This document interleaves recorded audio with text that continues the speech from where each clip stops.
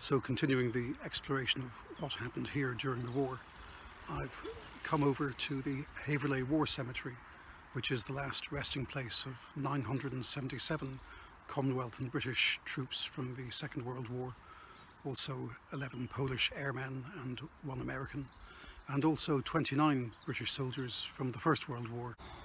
The majority of the First World War British soldiers buried here actually died after the war was over, presumably from injuries or illness. The majority of those who rest here are airmen who were shot down during strategic bombing campaigns during the middle years of the war. Most of them are British, the second largest number are Canadians. There's a few other interesting stories I just want to tell. Lord Frederick Cambridge was a first cousin of King George VI and nephew of Queen Mary, the wife of King George V. He was a member of the Coldstream Guards and he died just north of Leuven as the Germans piled in across the River Dyle. Donald Garland and Thomas Gray were posthumously awarded the Victoria Cross for leading a successful attack on a bridge over the Albert Canal as the Germans were invading Belgium in May 1940. And another interesting story of Henry Blake, whose real name was Hans Schwartz, but served as Henry Blake in the Royal Air Force for reasons we can quite easily imagine. And he and his Canadian pilot, John Andrews, were both killed in Germany when their plane crashed in 1944, but they'd been moved here.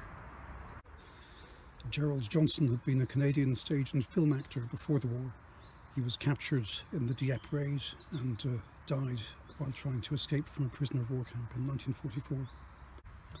In one particularly poignant incident in January 1945, after the fighting was more or less over in this part of the world, 6 young women who'd been to a regimental dance organised by the Coldstream Guards, all of them serving in the Auxiliary Territorial Service, were in a lorry which was hit by a train at a level crossing, and unfortunately all of them died.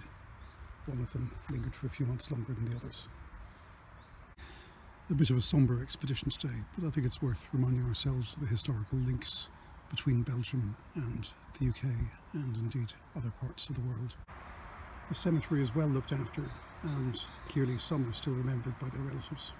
One has to admire the efforts of the Commonwealth War Graves Commission to make what happened here relevant to the present day.